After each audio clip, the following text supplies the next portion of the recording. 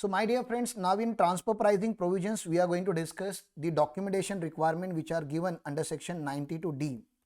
See, D stands for documentation. The whole transfer pricing provision based on documents gathered by the assessee or furnished by the assessee with income tax department.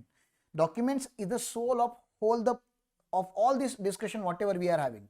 Without document, nothing exists, nothing is applicable, or you cannot justify anything. All the data which are there in arm's length price has to be maintained by the assessee. Assessee should get certified from the chartered accountant, and the reports has to be submitted to the income tax department. So all this compliance procedure has to be followed. There is no choice. And if you do not do that, you have already learned with me in penalty chapter, and here we will again revise it. There are huge penalties. One of the penalties is 2% of the transaction value. If a transaction value is of 1000 crore, my dear friend, 2% of 1000 crore is going to be 20 crore rupees penalty just for not maintaining books of accounts, which is very heavy penalty. So maintenance, keeping the information and document by the person entering into international transaction is must, and that has to be shared with income tax department on timely basis. Every person who has entered into international transaction or specified domestic transaction shall keep and maintain such information and document as may be prescribed. Right now, prescribed means according to OECD, the Organization for Economic Cooperation and Development. One of the OECD's action plan prescribed that the organization should maintain a document at 3 levels. Later on, we will discuss that in OECD action plan. One is at local file. Local file will have data of, please understand, of transaction specific data will be there in local file. Then there will be master file. A master file will have data of holding company, subsidiary company, all the transaction, all the relevant information of that country, this country, data related to comparable transaction. So that will be there in master file.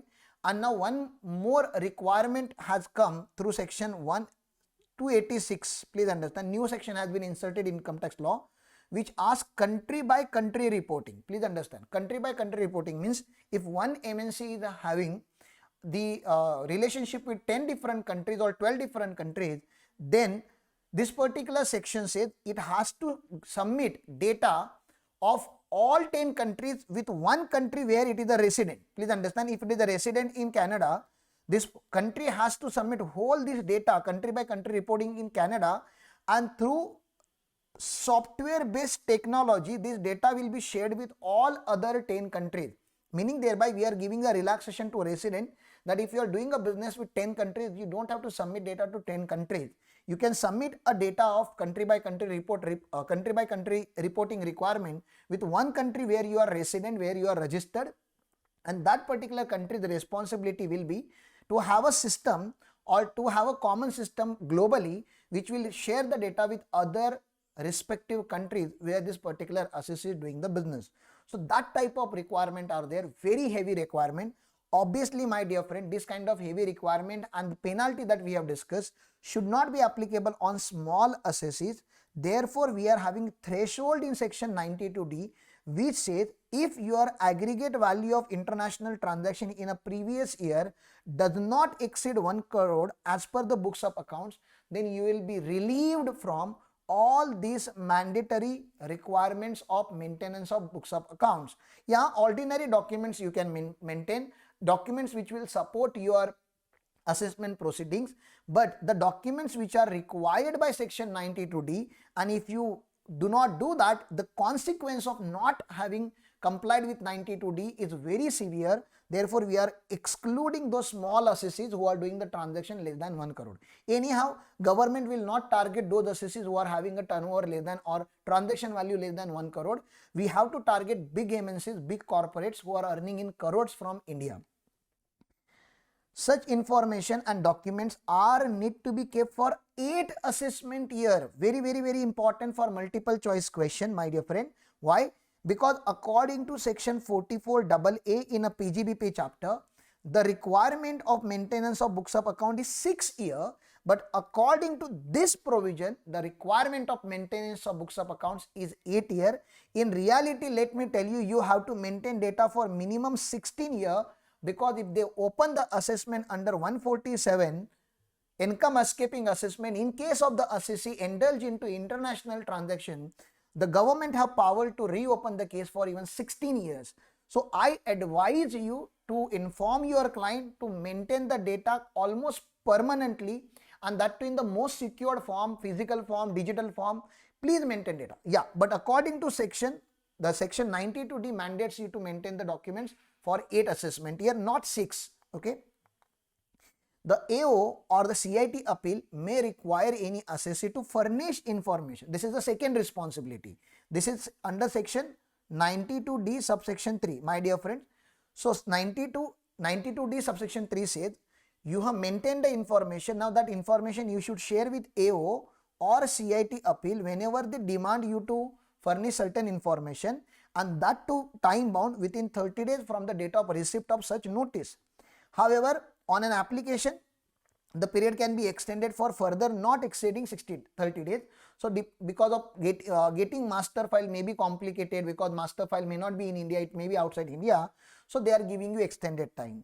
From the Finance Act 2019, section 92D was amended in order to provide that the information and document to be kept and maintained by the constituent entity of an international group. So the whole group MNC is outside India, but MNC is having a constituent entity, maybe a subsidiary company in India.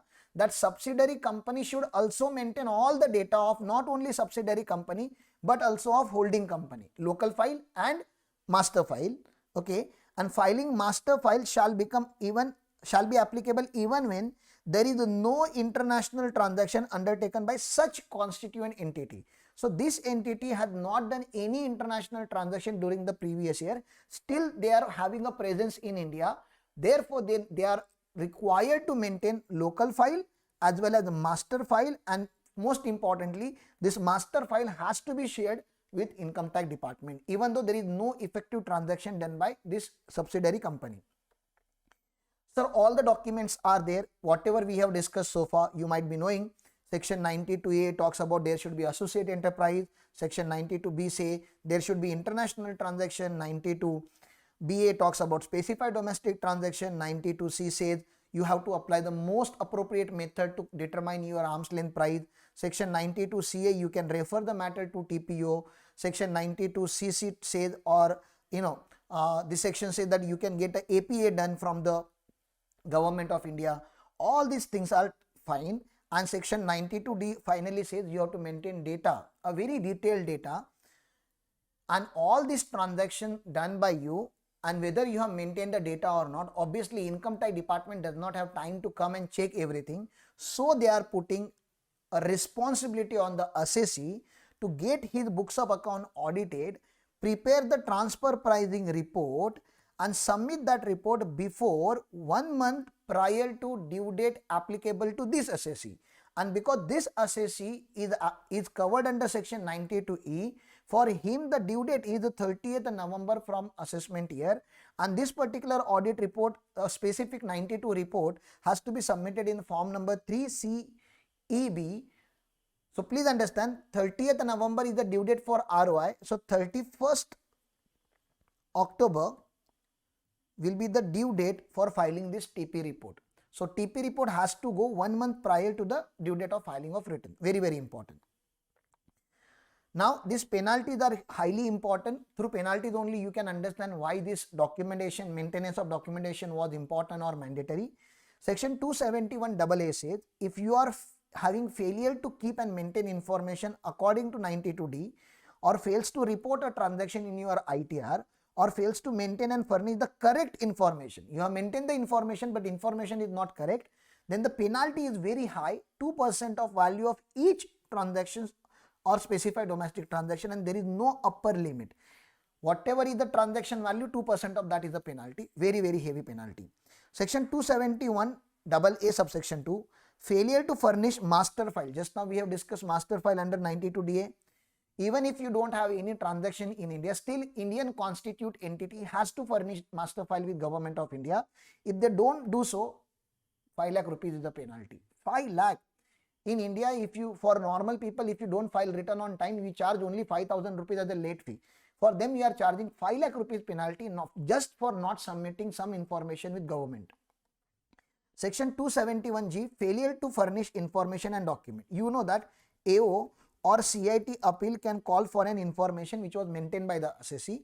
If it is not submitted within 30 days or extended period of another 30 days, maximum 30 days, then the 2% of the transaction value of each transaction or specified international transaction or specified domestic transaction, that much amount of penalty will be levied. So 2% for non-maintenance and 2% for not sharing, and this both the sections are different. 271BA, failure to furnish CA report. So you should know, if non-furnishing report happens under 92E within a time given by the section, then 1 lakh rupees penalty can be levied, and this is in addition penalty of 2% that we have already discussed for not maintaining the documents or not furnishing the documents with Government of India. So this is 1 lakh rupees the bonus penalty just for not submitting CA report. Section 270A is a very important section and very wide section. We have already discussed in detail in penalty chapter. Failure to report a transaction will constitute a misreporting. Please understand, there are two types of default in 270A, underreporting and misreporting. For underreporting, we charge 50% of tax. Please understand. And for misreporting, we charge a penalty of 2% of the tax on misreported income. Non-reporting international transaction by default is deemed to be a misreporting, and therefore a penalty of 200% on taxes of a misreported income will be applicable to you. Please understand, very heavy penalty, again 200%. However, if underreported of income represented by the addition made by in a conformity with the arm's length price determined by the TPO. See, I gave my report to the AO. AO has referred case to the TPO. TPO said, okay, this 100 lakh rupees is not a genuine price. The price should be minimum 120 lakh. Now here I have not done some kind of manipulation. You can understand. I have done the reporting, but according to TPO, my arm's length price be little more. So that doesn't mean they should put the 200% penalty on me. So they are saying no. Then just because TPO has revised the value offered by the assessee, that will not attract section 270A penalty, because 270 penalty is actually a very harsh penalty, my dear friend. So one exception is given to the assessee. So we have concluded all the major theoretical procedural aspect of transfer pricing in this lecture. Thank you.